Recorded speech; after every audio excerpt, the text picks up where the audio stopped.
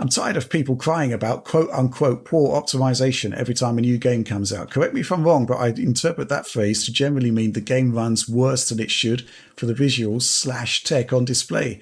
What we end up seeing, though, is more along the lines of new tech pushing new boundaries every year, as it has always been. And suddenly people are upset that spec requirements have gone up too.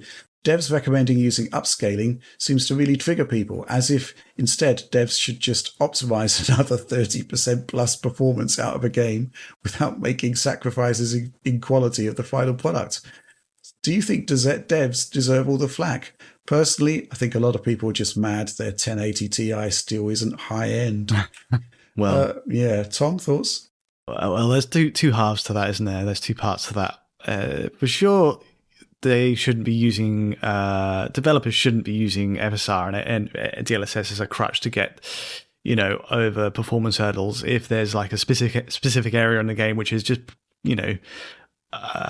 is poorly balanced in terms of assets being just ridiculously high quality, and then in certain other areas it's not. It makes sense for there to be a level, a fair expectation of what your GPU can do and what it can achieve in a game.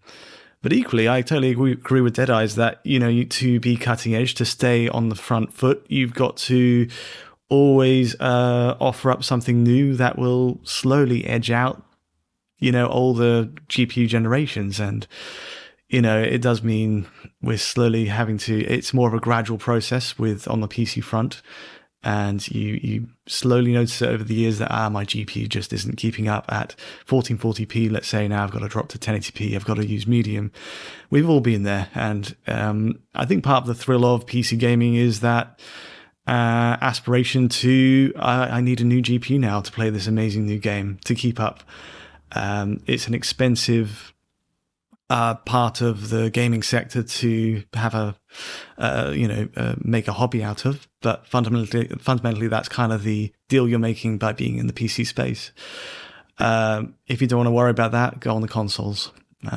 Yeah, fair enough. Oliver?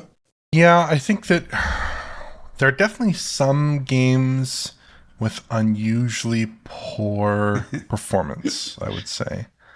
Yeah, there's some things where you look at it and think, why is this happening? Yes.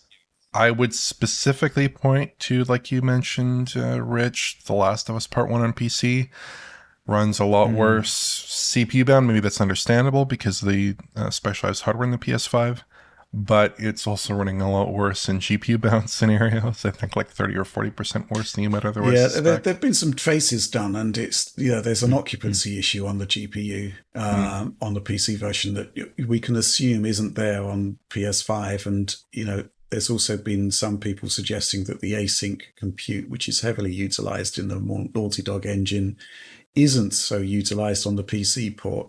Mm-hmm. But anyway. I think you can point to titles like that where you say, hey, this is like a game that maybe it's using some bespoke features on one class of hardware. Maybe it's not interacting very well with like DirectX or another API or whatever. There are multiple reasons, right? But certainly there are examples of games performing unusually poorly on one platform relative to another and relative to their baseline level of hardware performance. But in general, I would kind of agree with the question that I think people are often complaining about the reality that more advanced and more modern games are using more advanced graphical techniques.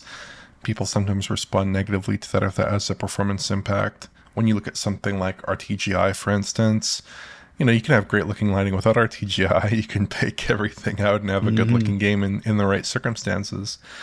But when you move to RTGI, all of a sudden you're running your big game like Nobody Wants to Die or something, and it's not running especially well on the consoles, right? Yeah. So I think that's it. Yeah. So people are going to respond negatively to that. I don't know how you deal with that, right? In some cases, they might have a good point, but in other cases, I think you kind of have to say, well, this is where things are heading, and I think it's a good direction. But it's not that common that I actually look at a game on consoles and kind of wonder, like, why does this run the way it does? Usually, for the most part, especially with like these higher end titles, AAA titles, you understand why they run like they do for the most part. Like games are produced at a very high level of technical competency, I would say in general. sometimes there are a couple areas where you can spot like easy performance wins, like, oh, they could use FSR here, they could do this there, they could do that, or whatever. But for the most part, games are not like quote unquote poorly optimized. They're usually reasonable for what they deliver. Yeah, there are some classic examples where you just feel that the balance in production wasn't right. Elden Ring is obviously the classic example. Yeah. And where the performance mitigation technologies they use, like a dynamic resolution scaling that's almost always at lower bounds anyway, resulting in frame drops. That just doesn't seem right. But more generally, yeah. Let's just go back and look at Unreal Engine 5 Matrix Awakens demo. It literally lets you play the demo, and then there's like a little segment there where it shows you all of the technologies and how they work. And one of those technologies is temporal super resolution, TSR. This is basically Epic saying to the world, we've produced this incredibly ultra-realistic form of rendering, but we can't do it at native resolution. So we've created TSR upscaling to make this an enabling factor to make this exciting new technology actually run and actually be performant on a console. And that extends to PC too, because not everyone out there is going out there and buying an RTX 4090. So there is progress. And I agree with you, Tom, because back in the day, there would be a new game would come out. And I guess Crysis 1 is the classic example. That is the big one, yeah. Where, you ramp up all of the features and you find out that it doesn't really work on your PC anymore and you need to upgrade. And actually it was, people were excited about new technologies emerging that required, faster hardware. On the flip side, though, you do still want to have scalability. So, you can't really leave parts of your audience behind, especially in the modern era. So, yeah.